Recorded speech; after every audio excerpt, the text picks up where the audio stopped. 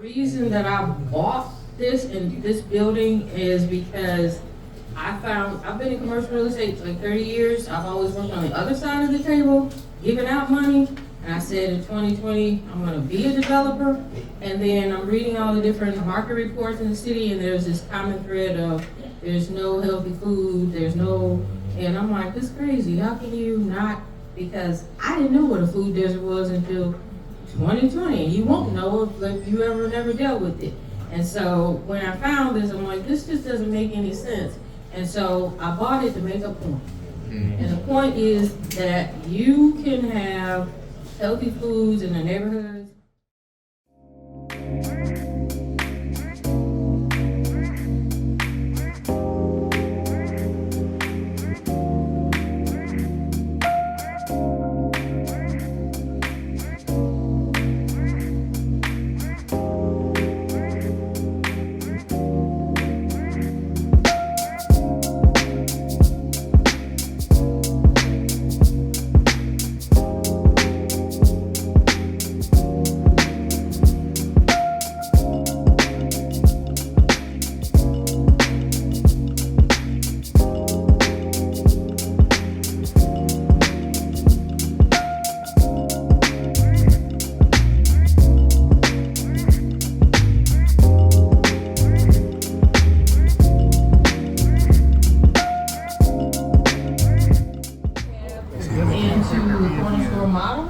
The idea is to have this store as a support to solutions to food deserts, number one. To also be an amenity within the neighborhood. So KORNR STORE is a neighbor in the neighborhood, and we are going to provide, because you see there's no food here, healthy food and beverage options. We're still gonna have snacks, we're still gonna have pop, we got coffee machine that you see right there. I am the only one in Detroit that has this. And it is, you make your own coffee. I've been told that the quality is between 4 to 8.5 compared to Starbucks. So anytime you want to come through, grab you some coffee, breakfast and stuff. So 100-year-old building, there's three floors, basement, this floor, and then there's a 2-bedroom bath upstairs. And started this journey in 2021, and we got funded, and we just finished construction maybe like 2 weeks ago.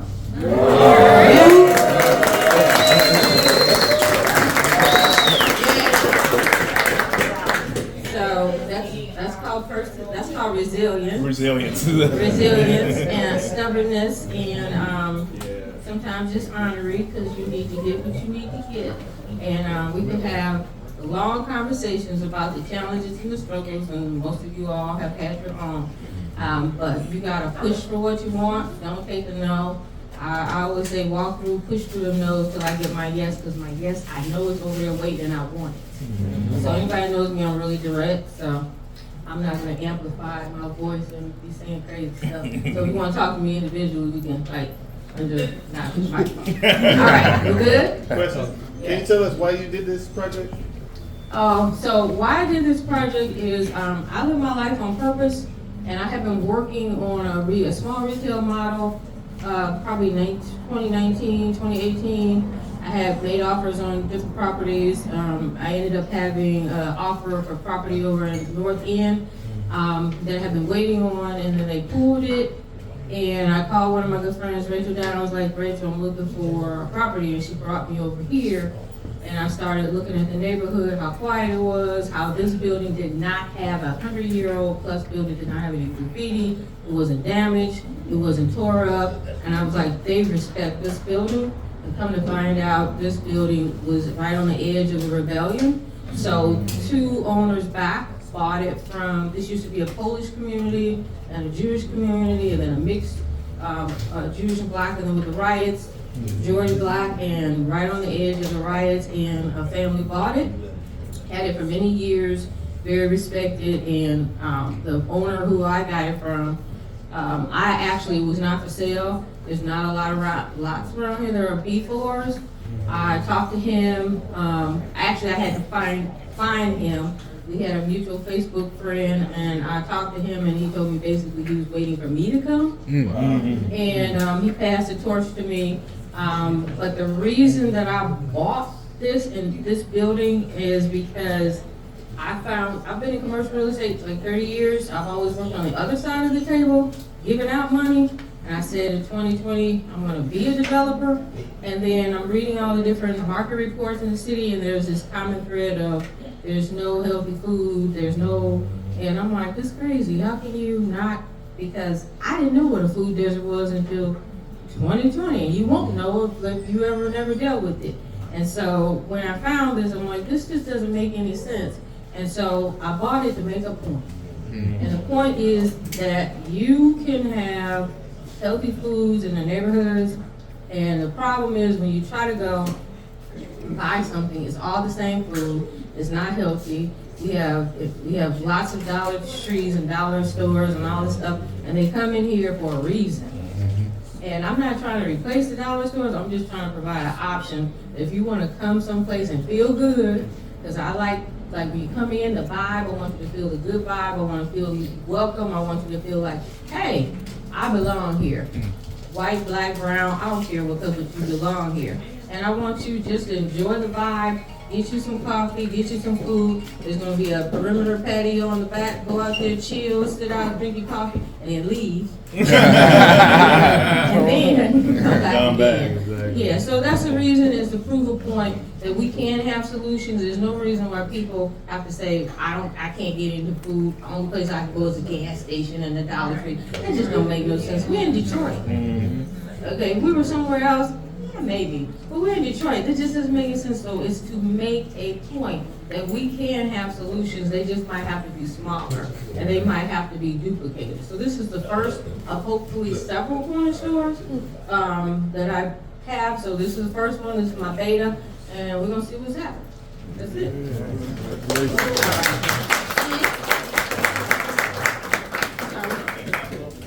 Oh, my camera stack. A lot for just this little bitty building.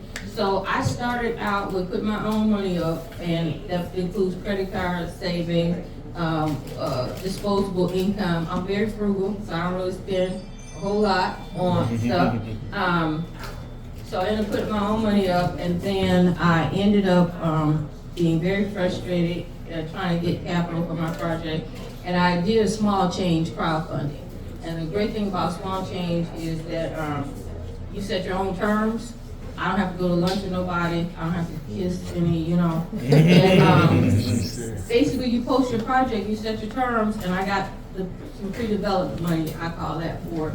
And I started that, and that was because I got that, and then I went out of the state, and because my project was on small change, people saw it, and they were like, oh, I was on small change, and I saw your stuff. Then when I came back, I got like, oh, we saw you, we heard, somebody. I'm like, okay. And then it started, well, okay, now I got momentum.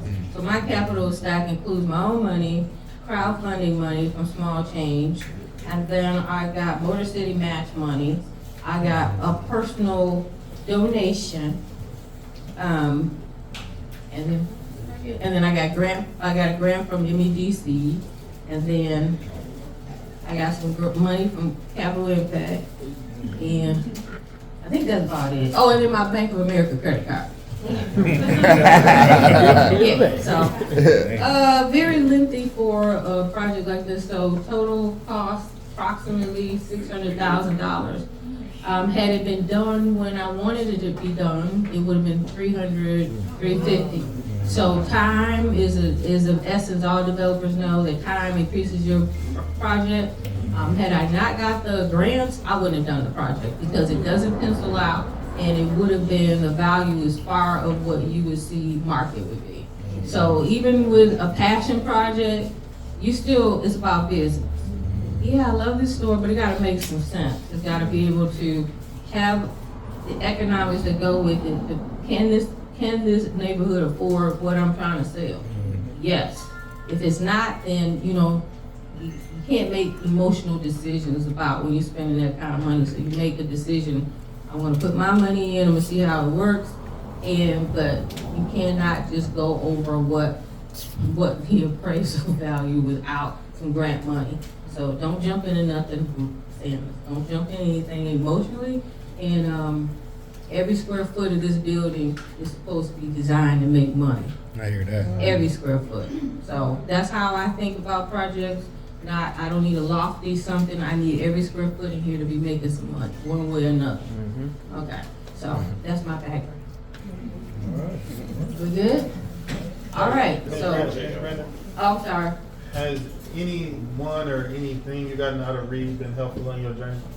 Y'all here, I'm gonna tell you something. If you know me, I don't really get overly excited about stuff unless somebody's trying to use me. Then I get excited. But I've been in a lot of things and I don't really, but you guys, I'm like, oh, I gotta have everything right. Because I don't get emotional. But we all in a room, we all black folks, and we all loving each other, doing stuff. And this is what I like. This is it. So yeah, Reed has been because I feel like we're all working together. It's collective. We all on path. And I don't ever hear anybody talking crazy about the group. And I just love that you guys all came in. So yeah, I was really excited. I was here wiping down a whole bunch of stuff. So anybody like me looking like, because I look at everything. I said, let me make sure everything is wiped down. But if you do see something, don't tell me. Just act like you didn't see it. Okay? All right? Okay, so yeah, no, I'm really excited and really emotional about all the things that I've ever done. I'm going to say this is at the top of the list if you guys come through. Seriously. Thank you. All right. Thank you.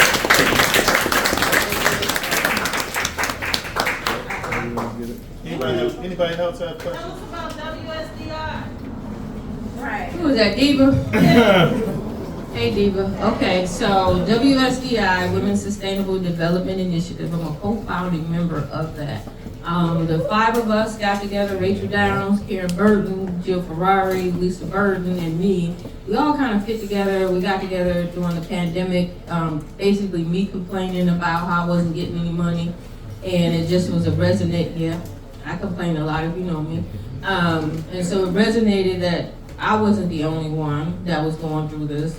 And so we decided that we needed to have some type of safe place for women who are interested in development. And we do mentor men. I have a lot of men that call me about stuff. So, you know, we're not just on gender, but we mentor women to access that capital because it's not, you know, commercial real estate is a predominantly male. I've been in it 30 years and it's predominantly male.